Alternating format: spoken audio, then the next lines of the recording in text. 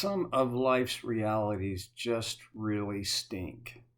Like, I'm as tall today as I'm ever going to be. I mean, even if you put me on one of those stretching devices, I mean, I might get a half inch more, but I'm always going to be short compared to most of the other people in my life. I'm getting over it, but it's a harsh reality.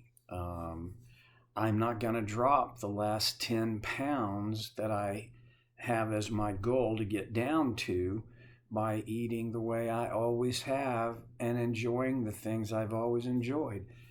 That reality really stinks, but it's a reality. There's another reality that I think stinks, and Peter addresses it in 1 Peter 1, chapter 3.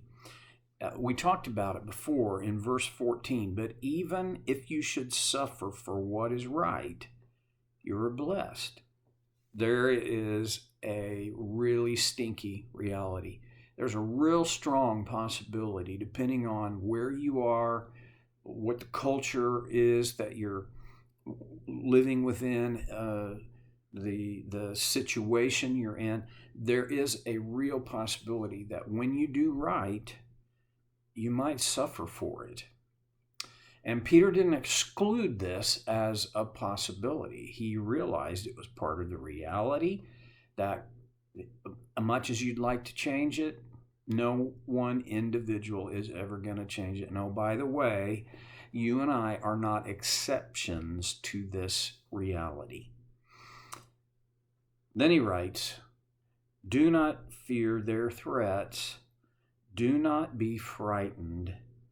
And then in verse 15, but in your hearts revere Christ as Lord. To me, this whole thing in verse 15, I have heard since I was a young person, and it's so important to revere Christ as Lord in your heart. My favorite translation is set apart Christ as Lord in your heart. That, I think, if I could figure out how to consistently, or even if I could figure out how to once and for all set him apart, set him up, designate him as the Lord, Master, Owner, Boss of my life, golly, that would make my life better in virtually every way. But I don't see a way to do that once and for all. I think every day I have to set apart Christ in my heart as Lord. This New International Version translation, but revere in your hearts, revere Christ as Lord. In other words, this reverence is not a one-time thing. It's a moment to moment, hour by hour, day by day, lifetime process of reestablishing Christ as Lord of our lives. I'm going to tell you, for me, this has never been easy. Anyway, not since I was a teenager. Didn't think much about it when I was a little boy. And really, I'm not sure I would want little boys to have to try and grapple with this. I want them to be just little boys and grow and develop. And then there's a point where their brain can't even process this information. It can't connect the dots. But there's a point where the development of their brain, their neurology, and from that, their thinking skills are capable of connecting the idea that I am not the owner of my life. I'm only the steward of it. I want Jesus to remain the owner, the Lord, the master of my life. This idea should encapsulate every mission statement for every Christian regardless of what your career is, what your marital status is, how many kids you have, what color your skin is, whether you have long hair or short hair, whatever political party you're a part of. See, all of those things have to submit. They have to be set within the framework of Jesus as Lord.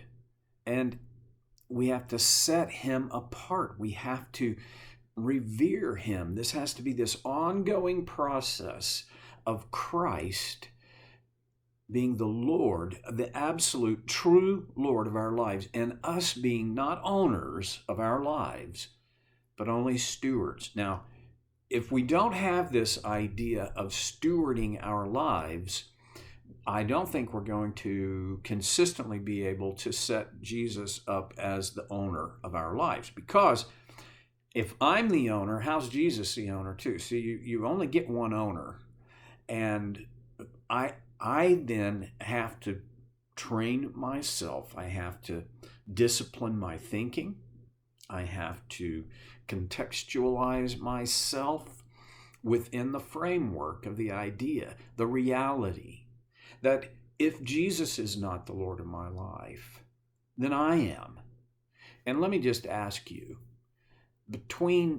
if there's a contest between you and Jesus for who makes the best decisions, I'm pretty sure you wouldn't win. I wouldn't win. I mean, on my best day, I wouldn't win. Neither would you. When you think about Jesus as the most capable of running your life, it only makes sense that you would want him to be the owner.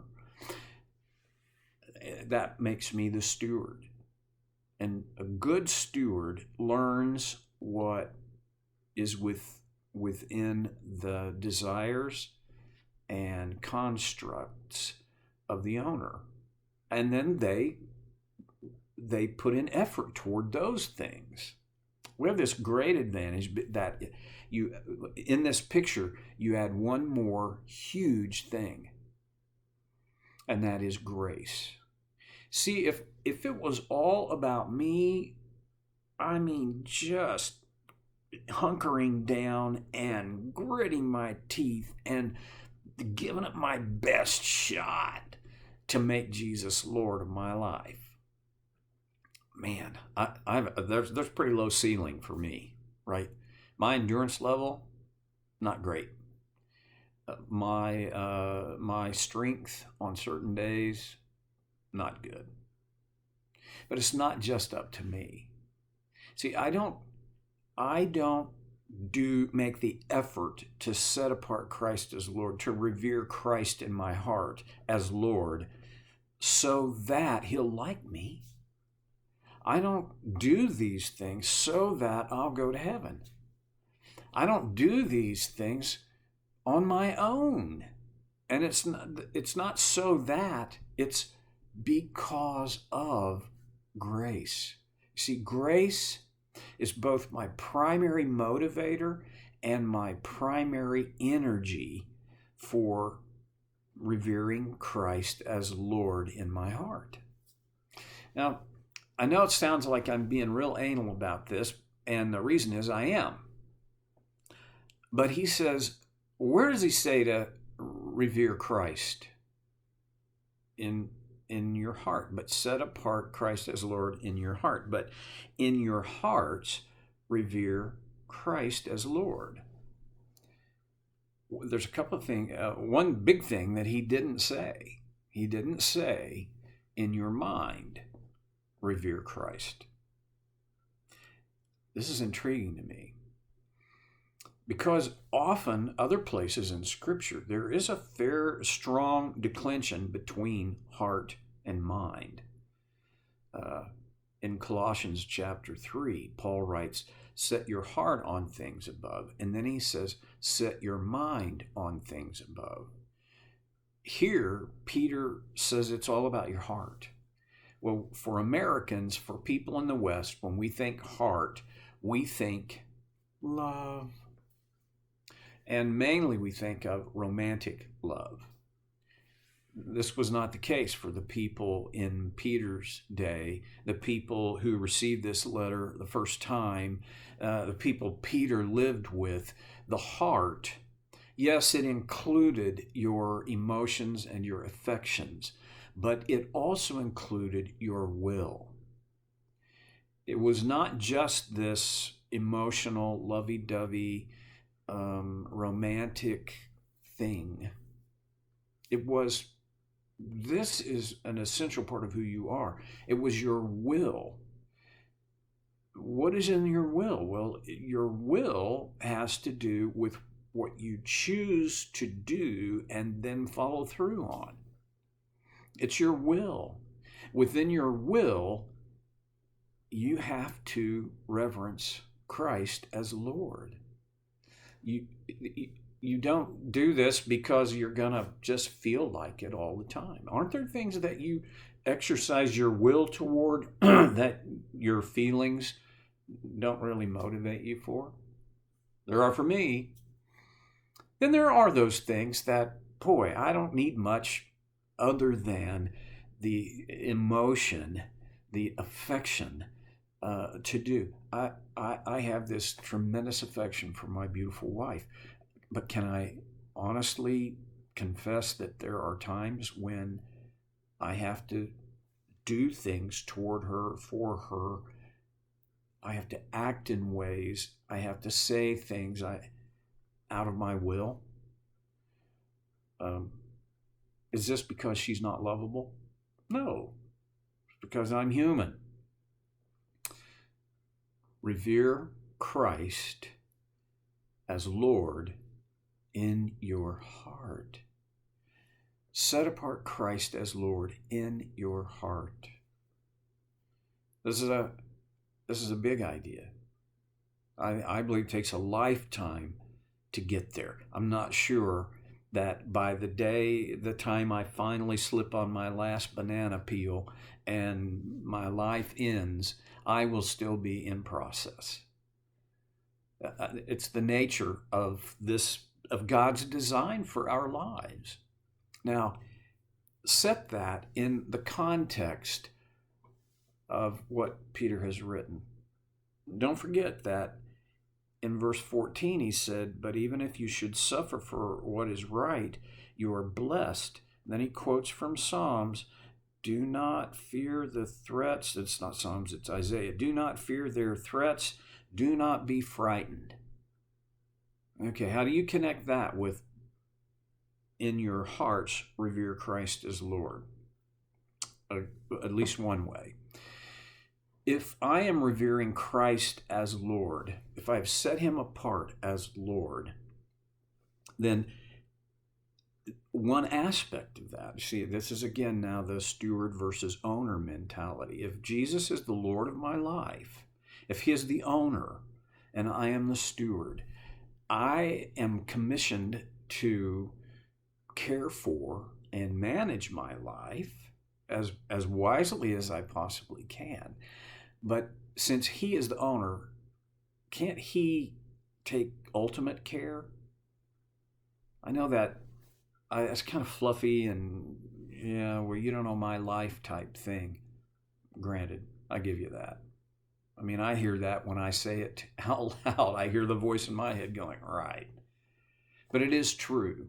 If Jesus is the ultimate Lord of my life, then he is well capable of taking care of me through whatever happens in my life, whether it's good, not so good, bad, or extremely bad.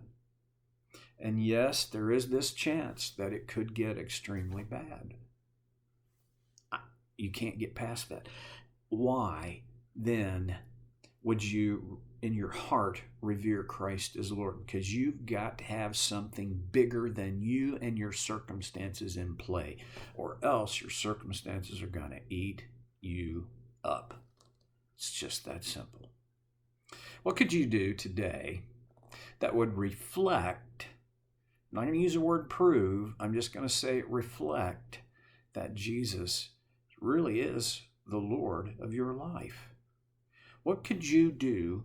How could you revere Christ in your heart as Lord? Tough questions. I'm going to leave you to grapple. And I hope we get to connect again this way next time on Soul Care with Stevie Boy.